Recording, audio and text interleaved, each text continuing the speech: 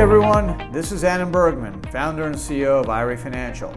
Welcome to another episode of AdBits, where I will be sharing bits of knowledge about self-directed retirement. If you want to learn more, you can subscribe to our YouTube channel and follow us on social media. Just search IRA Financial.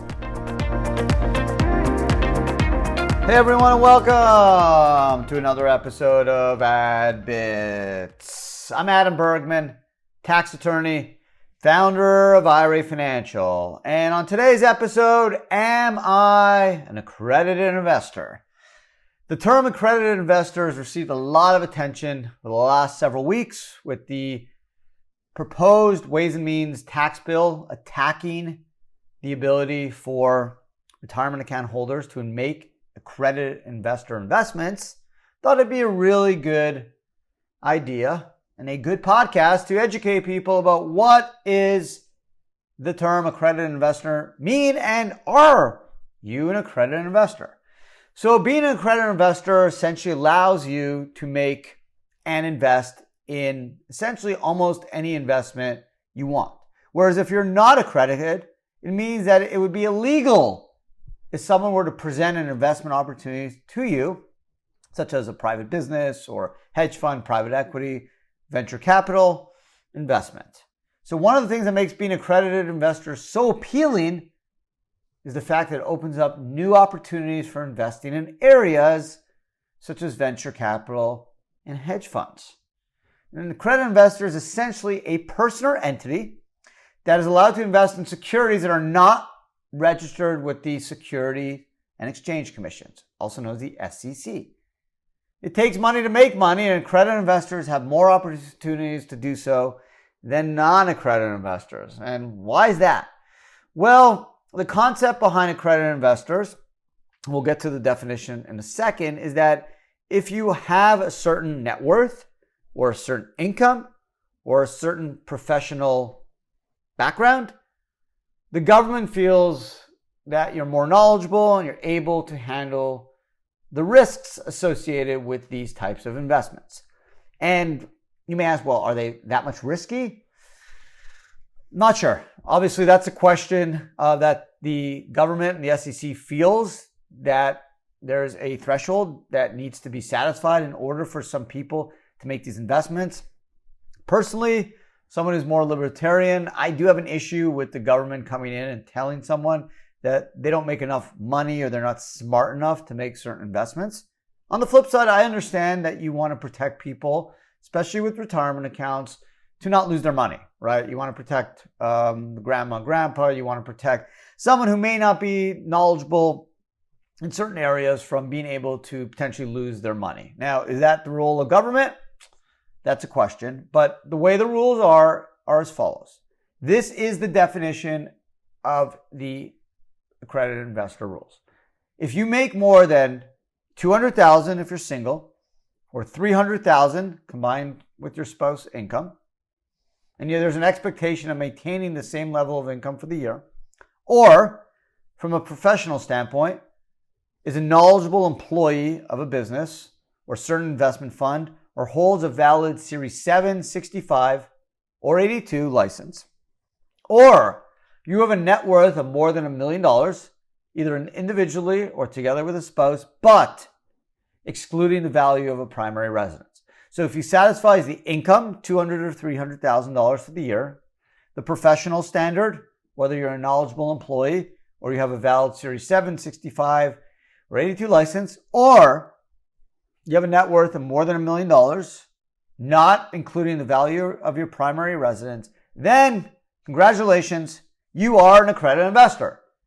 And by being an accredited investor, the SEC thinks you're smart enough, rich enough, and can handle the risks involved of registering and investing in a investment involving venture capital, angel investments, real estate investment funds, private equity funds, hedge funds, specialty investment funds.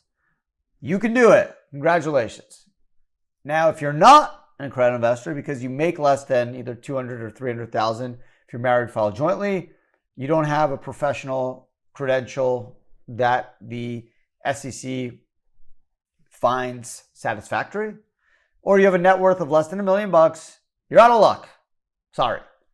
Now, there are certain things you can do. There are crowdfunding type investments under the new crowdfunding rules where you can invest in certain investments that are raising up to $5 million, or there's Reg A+, which allow for non-accredited investors. But honestly, you are being locked out of a number of very, some would say, potentially rewarding investments.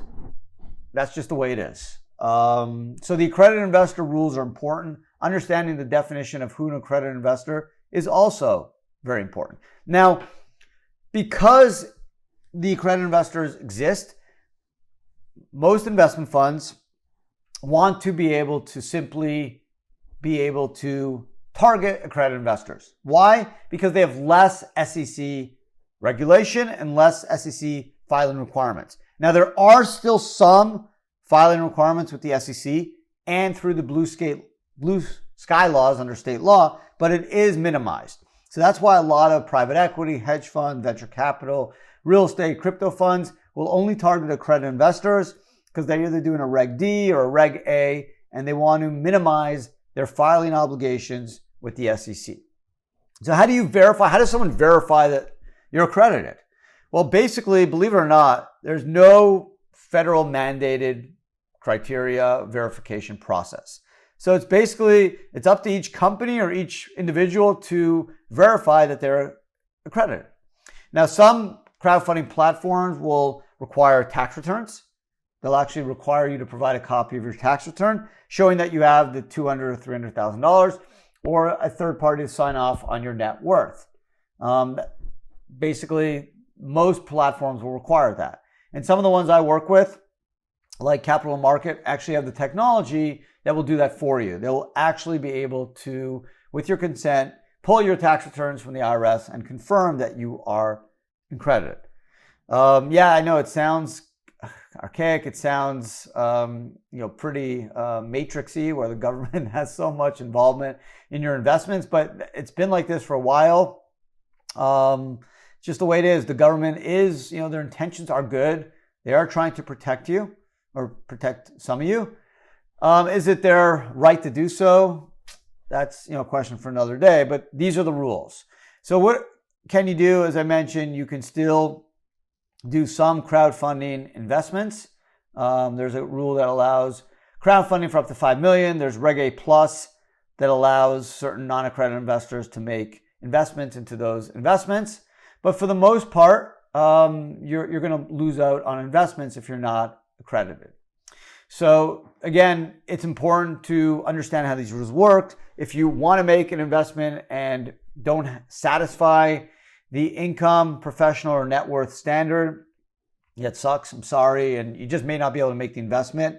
The reason that these funds are so specific about requiring accredited investors is they want to limit the amount of filing responsibilities they have with the SEC, whether it's just the cost, whether it's the time involved.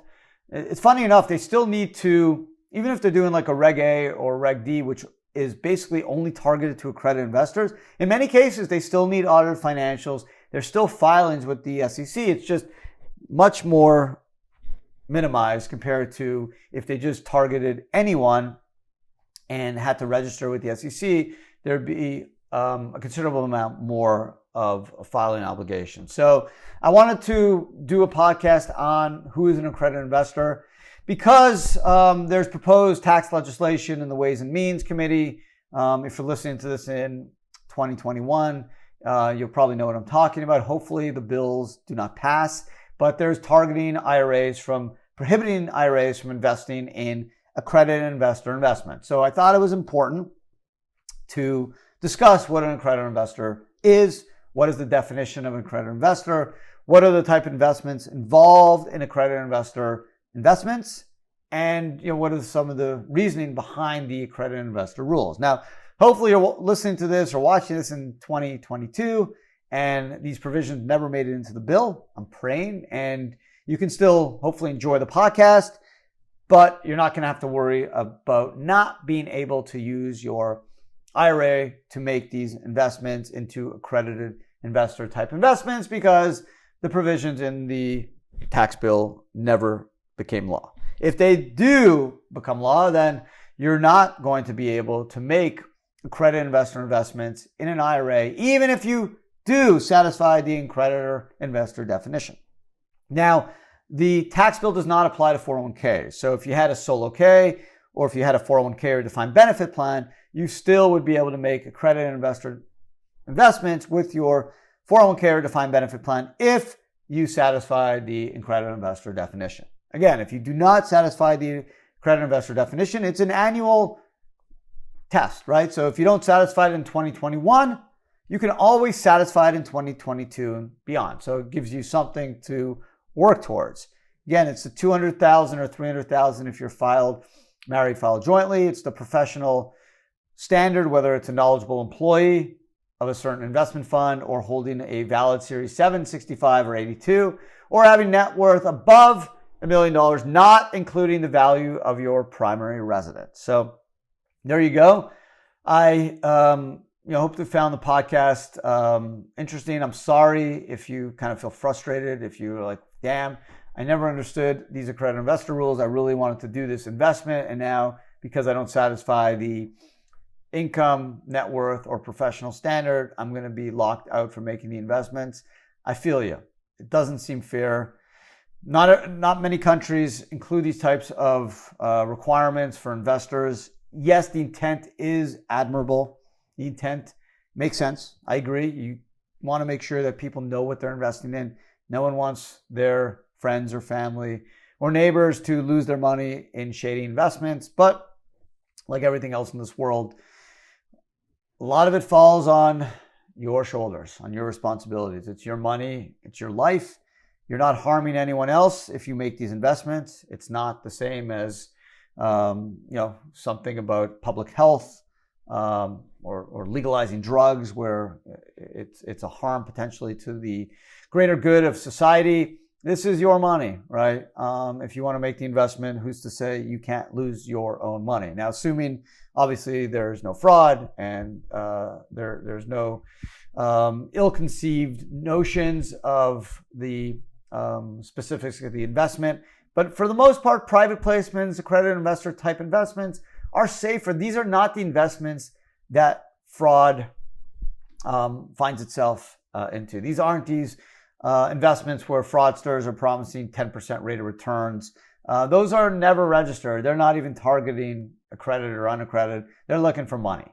So those would not be the investments where the accredited investor rules would stop the fraud, because those fraudsters aren't even worried about seeking accredited or unaccredited or filing anything with the SEC through Reg A or Reg D or Blue Sky. They're just going after people and asking for money and promising these returns that generally are too good to be true. So, my point is that, hey, having these accredited investor rules aren't really protecting grandma and grandpa, because the shysters out there that are going after grandma and grandpa, the fraudsters, aren't even worried about the accredited investor rules. They're simply just sweet talking certain people into investing in investments that turn out to be fraudulent. So I'm personally against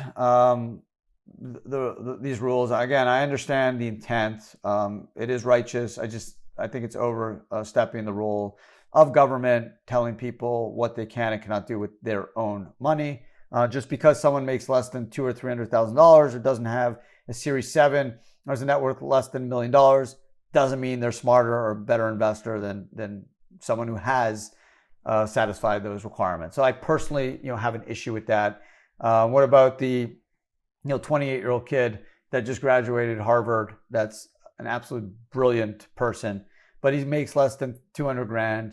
He's got a net worth less than $1 million. He has no professional requirements, at least doesn't satisfy any professional requirements. You're saying he can't make the investment into this crypto fund or into this private equity fund?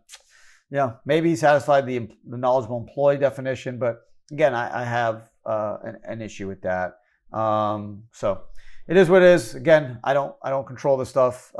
It's just the way it is. So that's it. That's the definition of an accredited investor. That's how the rules work. That's the intent. And again, I hope you found this podcast interesting and helpful. I've always talked to friends, and the term accredited investor always came up, and I got some really smart friends, way smarter than me, and they always are like, Adam, what is an accredited investor? Like, am I an accredited investor? And I actually just spoke to someone a few days ago who was asking me about thoughts on this particular investment, and I was like, hey, are you accredited? Because again, I don't know what the guy makes, and he's like, I don't know. Am I? I have no idea. So I kind of gave him the requirements, and he's like, oh, okay, I got you. I see where I stand. So it's important to know whether you satisfied it. Again, it's an annual test, so if you don't satisfy it this year, get it next year, right? And it just opens up your world of investment opportunities considerably. If you are not accredited, you're basically going to be doing stocks, your own real estate deals, buying your own cryptos, gold. You're not going to be able to do any private placements or investment funds. Now, there is some crowdfunding opportunities, but those are smaller deals where they can only raise $5 million, or you can get into a Reg A Plus offering. But again, those are not as common as Reg A or Reg D. So there you go. I hope you guys appreciated the podcast. I know I enjoyed talking about accredited investor rules. Thanks for listening. Thanks for watching. Really appreciate your support. And talk to everyone again next Tuesday.